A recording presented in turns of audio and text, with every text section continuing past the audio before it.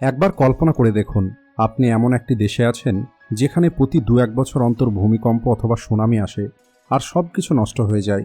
তাহলে আপনার কি মনে হয় এমন দেশে আপনার গ্রোথের সম্ভাবনা কতটা?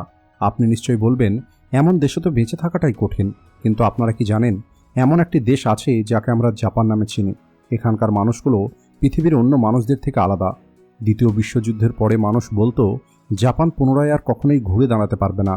জাপান সম্পূর্ণরূপে ধ্বংস হয়ে গেছে, কারণ জাপানের উপরে 2টো পরমাণু বোমা নিক্ষেপ করা হয়েছে। কিন্তু আজ আমরা জানি জাপানের মানুষের জীবনযাত্রা পৃথিবীর অন্য দেশের থেকে উন্নত। আর এখন প্রশ্ন হলো, এই জাপানি মানুষগুলো এমন কোন সিক্রেট টেকনিক ব্যবহার করে যা এদেরকে অন্য মানুষদের থেকে আলাদা তৈরি করে? আর আজকের এই ভিডিওতে আপনারা জানতে পারবেন জাপানি মানুষের ওই সিক্রেট টেকনিক। আর আমি আপনাদেরকে এটাও বলবো, আপনি ইনভেস্টমেন্ট এবং কেরিয়ারে এই প্রিন্সিপালগুলোকে ব্যবহার করে কিভাবে সফল হতে পারবেন। তাই ভিডিওটিকে স্কিপ না করে শেষ পর্যন্ত অবশ্যই দেখবেন। তো চলুন শুরু করা যাক। প্রথম প্রিন্সিপাল, ইকিগাই। জাপানের একটি দ্বীপে একটি মহিলা বসবাস করত। আর একটি দুর্ঘটনার কারণে ওই মহিলাটি কোমাতে চলে যায়। কোমাতে থাকার সময় মহিলাটি একটি স্বপ্ন দেখে যে সে মারা গেছে আর স্বর্গে পৌঁছে গেছে।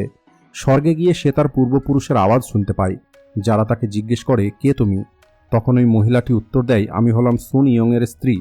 এরপরে পুনরায় আওয়াজ আসে, আমি তোমাকে জিজ্ঞেস করিনি তুমি কার স্ত্রী, আমি জিজ্ঞেস করেছি তুমি কে। তখন পুনরায় ওই মহিলাটি বলে, আমি হলাম 2টো বাচ্চার মা।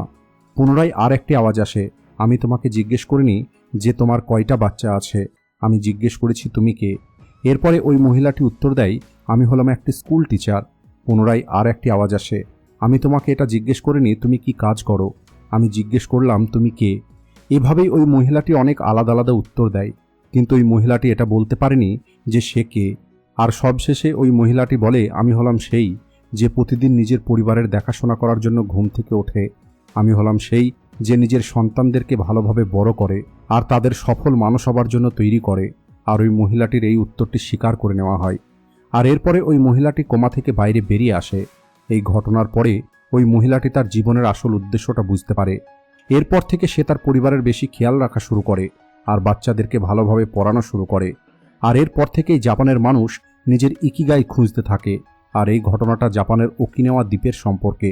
আর যদি আপনি ওকিনাওয়া দ্বীপের লোকেদের সম্পর্কে পড়েছেন, তাহলে আপনি নিশ্চয়ই জানেন যে ওখানকার মানুষ এই পৃথিবীর সবথেকে সুখী মানুষ।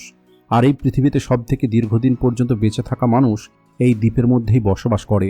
আর এক্সপার্টরা মনে করেন এমনটা এই কারণ এখানকার মানুষ তাদের ইকিগাইটা খুঁজে বার করে নেয় আর তার উপরে নির্ভর করেই এরা এদের জীবন কাটায়। ইকিগাই হলো একটি জাপানি শব্দ, যা 2টি শব্দ ইকি এবং গাই মিলে তৈরি হয়েছে। ইকি শব্দের অর্থ হলো বাঁচা আর গাই শব্দের অর্থ হলো কারণ। অর্থাৎ ইকিগাইয়ের অর্থ হলো বেঁচে থাকার কারণ। আর যদি আপনিও জাপানের ওকিনাওয়া দ্বীপের মানুষের মতো খুশিতে, সুস্থভাবে এবং লম্বা জীবনে বেঁচে থাকতে চান, তাহলে আপনাকে খুব দ্রুত আপনার ইকিগাইটা খুঁজে বার করতে হবে। আর আপনি এটা কিভাবে খুঁজবেন সেটাই এখন আমি আপনাদেরকে বলবো। স্ক্রিনে দেওয়া ইমেজটা ভালোভাবে দেখুন। এখানে 4টি সার্কেলের একটি গ্রুপ আছে, যেখানে 4টি প্রশ্ন আছে। আর আপনাকে এই 4টি প্রশ্নের উত্তর খুঁজে বার করতে হবে। প্রথম প্রশ্ন, হোয়াট ডু ইউ লাইক?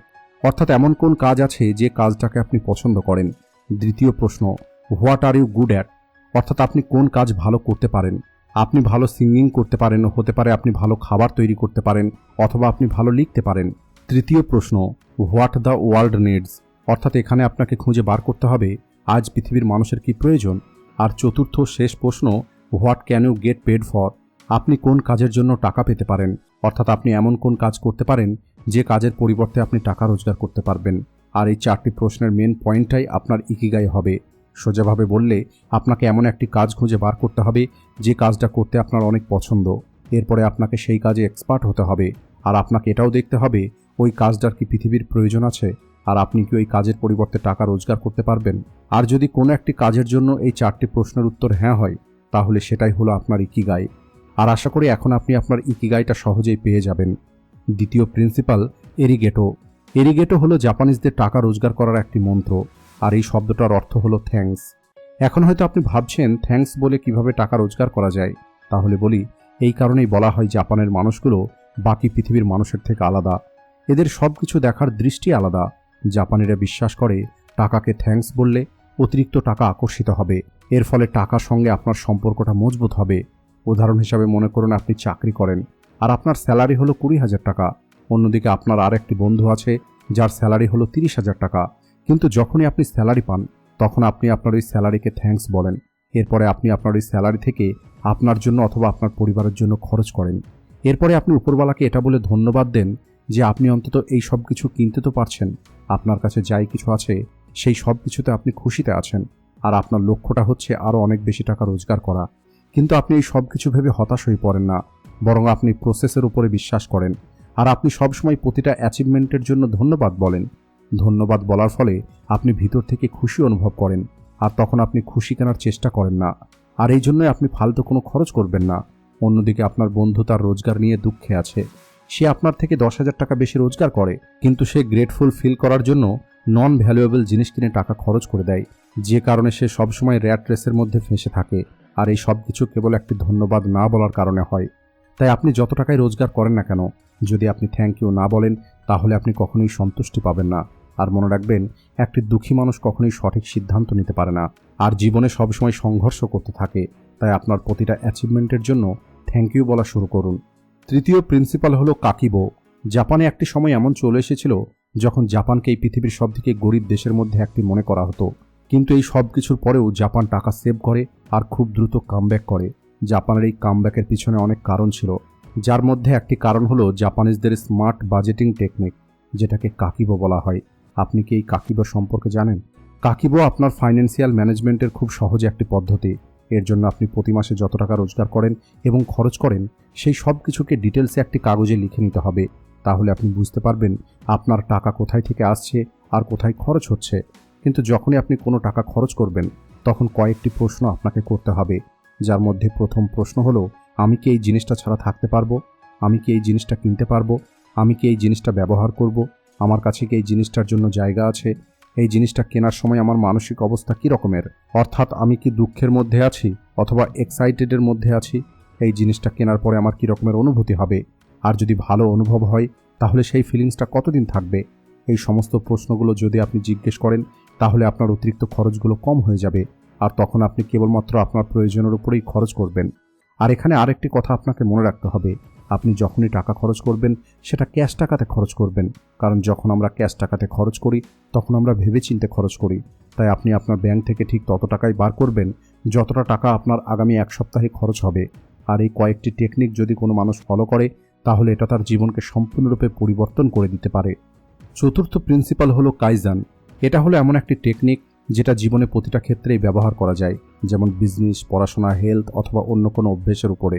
আর এখন আমি আপনাদেরকে বলবো ইনভেস্টমেন্টের উপরে এই কাইজেনকে ব্যবহার করে খুব দ্রুত আপনি কিভাবে ধনী হতে পারবেন। তার আগে এটা জানতে হবে কাইজেন কি আর এটা কাজ কিভাবে করে। কাইজেনের অর্থ হলো কন্টিনিউয়াসলি ইমপ্রুভমেন্ট। এখন হয়তো কিছু মানুষ বলবে এটা কোনো বড় টেকনিক মনে হচ্ছে না, কিন্তু আপনারা ভুল ভাবছেন। যদি আপনি বড় পরিণাম দেখতে চান তাহলে আপনাকে ছোট পদক্ষেপ নেওয়া শুরু করতে হবে।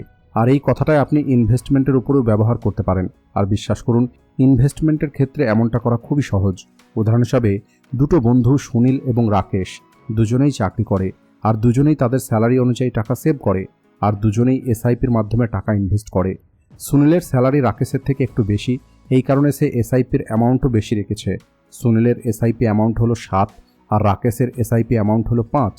দুজনেই একসঙ্গে শুরু করে আর দুজনেই আগামী 25 বছর পর্যন্ত এসআইপি চালিয়ে গেছে, আর দুজনেই সমপরিমাণে অর্থাৎ 12% রিটার্ন পেয়েছে। আর আমি জানি আপনাদের নিশ্চয়ই মনে হচ্ছে সুনীলের রিটার্ন অনেক বেশি হবে, কিন্তু এমনটা নয়। আসলে রাকেশের রিটার্ন ভ্যালু 25 বছর পর বেশি হয়েছে, কারণ রাকেশ কাইজেন টেকনিককে ব্যবহার করেছে, অর্থাৎ সে ছোট ছোট পদক্ষেপের গুরুত্বটা বোঝে। আর এই কারণেই সে প্রতিনিয়ত তার ইনভেস্টমেন্টকে ইমপ্রুভ করেছে, যে কারণে তার রিটার্ন অনেক বেশি বেড়ে গেছে। কারণ সে 10% হিসাবে তার এসআইপির অ্যামাউন্টকে বাড়িয়ে চলেছে, যে কারণে সুনীলের কাছে 25 বছর পরে 1,33,00,000 টাকা রিটার্ন ছিল। অন্যদিকে রাকেশের রিটার্ন ভ্যালু 2,05,00,000 টাকা হয়ে গেছে। এটাই হলো কাইজেন, অর্থাৎ ছোট ছোট পদক্ষেপের জাদু।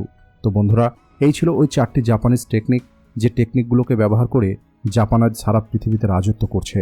আর যদি আপনিও জাপানিদের মতো সফল হতে চান তাহলে আজ থেকেই আপনিও আপনার জীবনে এই 4টি টেকনিককে ব্যবহার করা শুরু করুন। আজকের ভিডিওটি এই পর্যন্তই। ভিডিও ভালো লাগলে ভিডিওটিকে লাইক ও শেয়ার করতে ভুলবেন না। Thanks for watching.